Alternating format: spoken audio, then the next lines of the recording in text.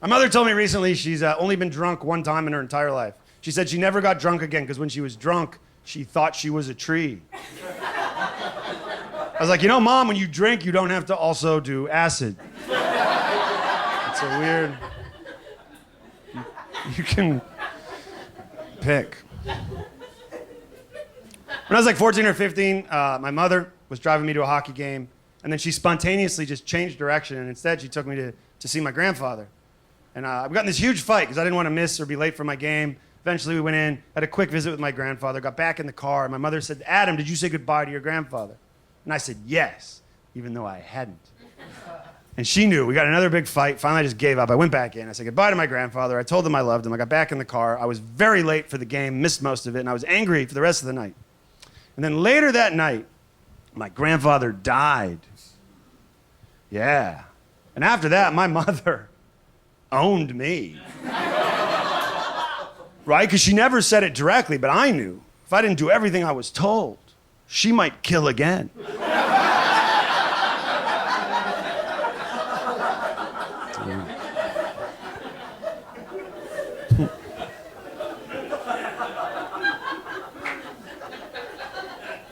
My grandmother was a big cigarette smoker.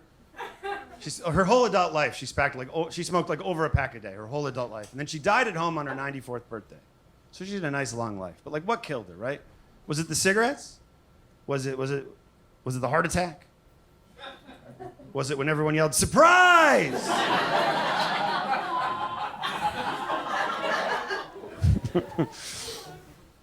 I have commitment issues.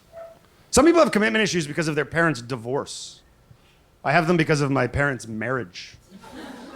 My parents have been married for over 60 years and still love each other. Ugh. Anybody else annoyed by success? My parents met on a blind date in high school. Oh, yeah, it's worse. It's worse. They weren't on a blind date with each other. My dad got set up with my aunt and was too nervous to go and took my mom. And then my dad and my mom hit it off. They got married. My dad became a doctor. My aunt ended up marrying a drug addict who was killed by the mob, and then she became a hoarder. So it's like a classic win-win kind of situation.